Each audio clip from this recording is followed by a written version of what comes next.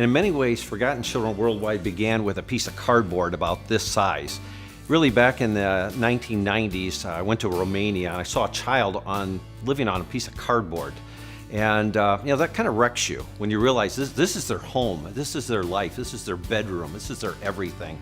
After that, we adopted a child in '96 from China. 1999, we went to Russia, and that's where things really started to gel.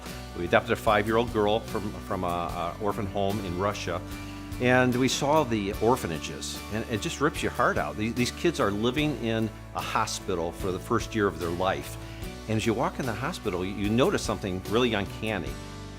No noise. Kids aren't crying. There's no noise whatsoever. A hospital that has got 100 children in it should be full of life and noise and crying babies. There was none of that. It was total silence. And it just ripped your heart. So I remember it was about 3:30 in the morning on 1999, the month of June. I woke up my wife in the middle of the night, about 3:30 in the morning actually, and I said, somebody's got to do something about this. And we started talking about what we could do, and we thought, well, the kids need clothing. So we began with a box of clothing. And our church started in a 9x16 basement. They let us have the space there to store the clothing, and we would send boxes, and just one box at a time. Got kind of expensive, about $90 a box. So we said, hey, we can do better. Let's send containers, 40-foot containers. So today we send 40-foot containers of clothing, about 20,000 pounds of clothing to a couple different places in India, and we send our cold climate clothing to Ukraine. And it's just kind of grown from there. We did pretty good there with clothing. We said, hey, what else could we do? I said, well, we could build orphan homes maybe. So we started constructing orphan homes, and that's kind of the second component of what we do.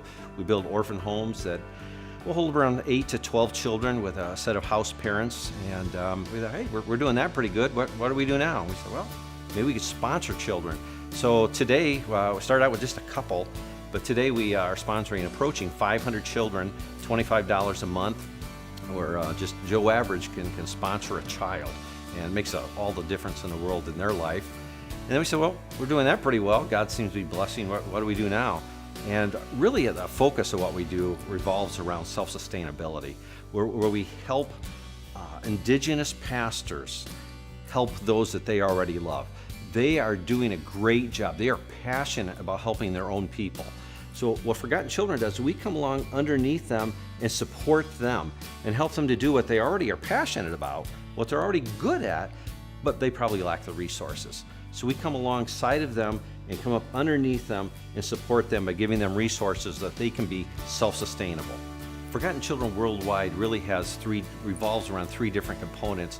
The first is we safeguard children against the extreme poverty that is just desolating children all around the planet. Things like 1 in 5 children die from diarrhea. 1 in 5. That's not okay. Second, we safeguard children against child trafficking. 27 million people on this planet are trafficked. 9-year-old girls are being taken from all over the world, and they're forced into the sex trade. 10 to 15,000 children are coming across the border from Nepal into India every year. India is really considered a transit country. They're sending and receiving. They're receiving children from Nepal and Bangladesh primarily, and they're also sending them all over the world, a lot of them times to the Middle Eastern countries. Not okay. We are trying to safeguard these children from that happening. All along, this just weaves in everything we do. Our main purpose is to introduce the fatherless to the Heavenly Father. And we want them to know, the fatherless to know, that their Heavenly Father is crazy about them, that He loves them, and that there are others on this planet that are thinking about them, praying for them, and that dearly love them. Friends, this is a winnable war. We can do this, but it's going to happen when we link arms together, when we all say, I've had enough. We're not going to live with this anymore. This is not okay.